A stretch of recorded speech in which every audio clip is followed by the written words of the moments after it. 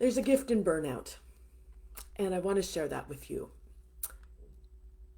Life has its ebbs and flows, and gosh, the flow feels so great. We want more, please. And I feel like I've been kind of in one of those ebb spaces recently, and it feels kind of gritty. And here's the thing, what I know is it's my nervous system, my ego, are parts of me that want to push through an old familiar pattern. And it feels compelling because I've achieved things this way. And you can maybe relate. We can hustle and blast through these times, meeting goals and hitting success. But wow, it takes a toll. This grind to achieve comes with a price, and it's we become aware of it. This is where I burnt out as in my career as a nurse practitioner. I began to dread the next crisis, the next gap that the system couldn't fill.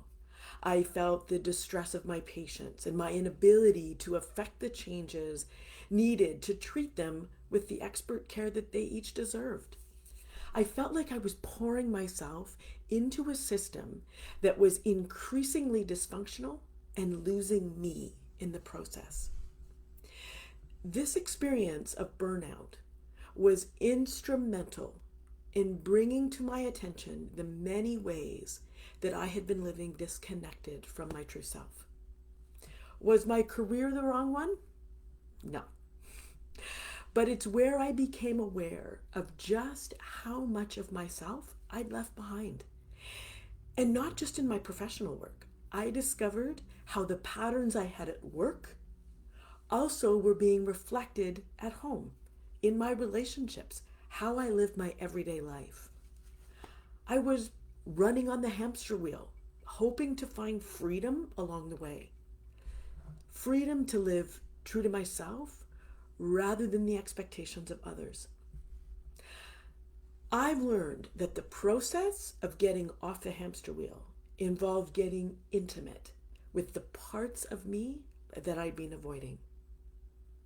The ebbs of life that were underpinned by noisy mind chatter and dark thoughts, emotions I didn't want to feel, the discomfort of the unknown, the ways that I habitually responded to circumstances and experiences that were not in my control. And these old habits still show up in my life, and it keeps me grounded and humble.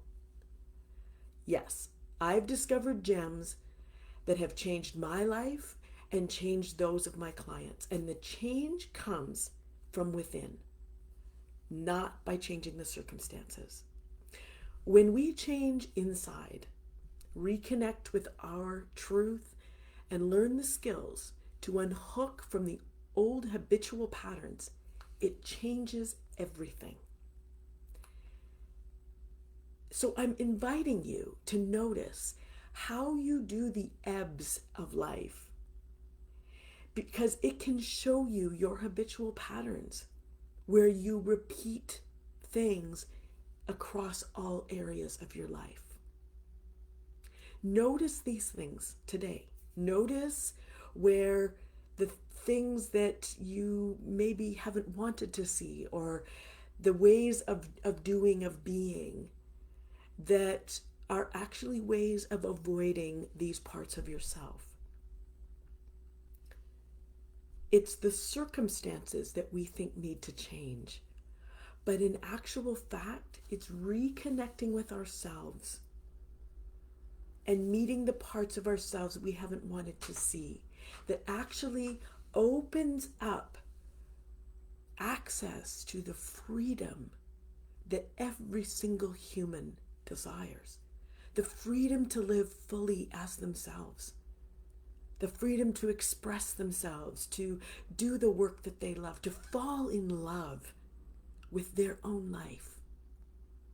So I invite you to notice if you find yourself having dark thoughts, find yourself in sort of the ebb of life where life doesn't really seem to be in flow. Noticing how this can show you these patterns, these habitual patterns. It's not your fault, it's just the conditioning that we learn to adopt. Notice, and those are the places that can be the door that open you to actually living what you've been searching for. I've got a few coaching spots available. This is the work that I do with my clients. And I'd invite you to reach out, send me a message, or book a call. I'll put the link in the comments. Or if it's on Instagram, it's in my bio. And we'll book a no obligation call together and see whether the work that I share in the world is a fit for you.